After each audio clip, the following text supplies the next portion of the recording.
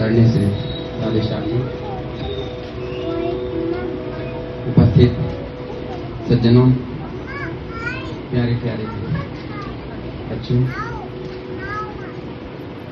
आपने जो प्रस्तुत कबीर साहब के बारे में भजन गा करके किया वो सराहनीय है।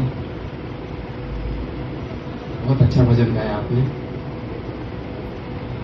सदगुरु कबीर के बहुत लोग नहीं जानते, तो यदि आप जान जाएंगे तो जीने का तरीका जान जाएंगे।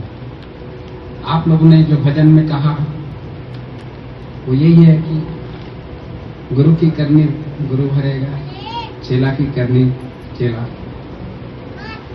तो यही है कि अपने अपने कर्मों का फल सबको मिलेगा और यहाँ कोई गुरु कोई चेला नहीं है।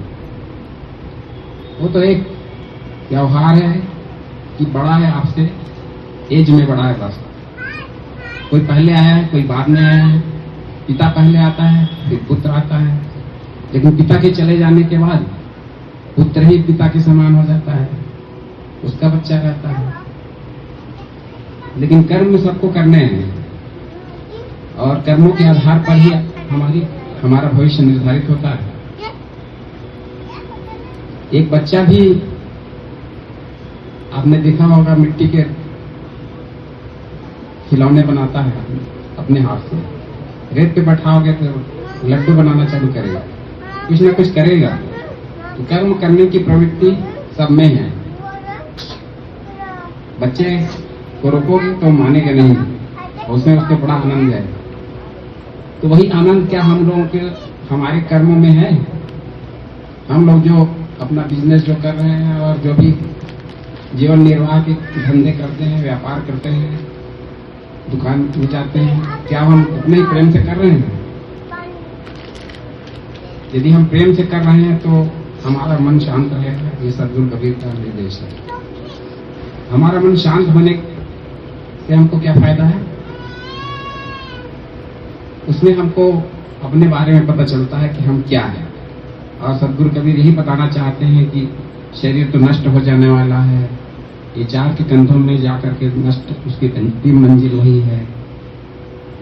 और इसकी बारंबार हमको याद दिला रहे हैं कि देखो तुम्हारा शरीर मिट्टी के समान है और धूल हो जाने वाला है। बारंबार बता रहे हैं, इसलिए बता रहे हैं कि खतरे को बता रहे हैं कि देखो आगे खतरा होने वाला है, इसलिए तुम संभल जाओ।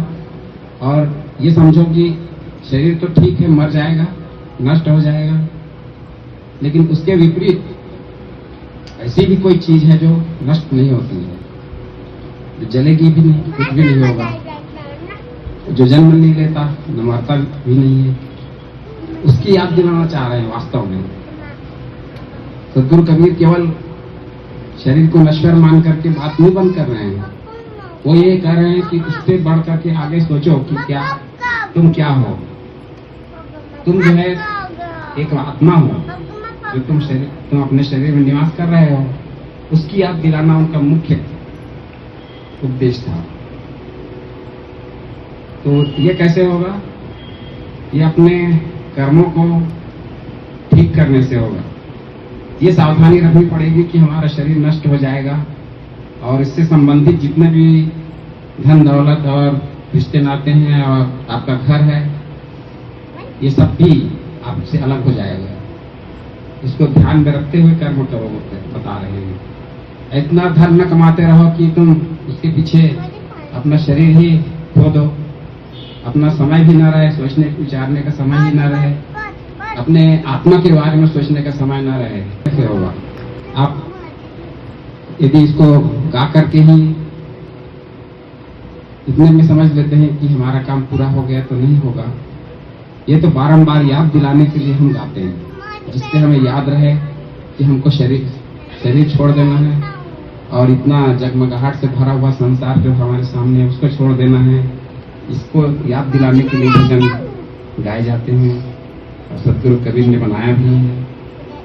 तो हमारे सदगुरु कबीर निराले संत हैं और उनको सर्वश्रेष्ठ संत कहा जाता है, इसलिए कि उन्होंने एकता की बात कही है और कहा है कि न कोई हिंदू है न कोई मुसलमान है, सबके भीतर एक समान ज्योति है, वो एक बराबर होती है, सबके खून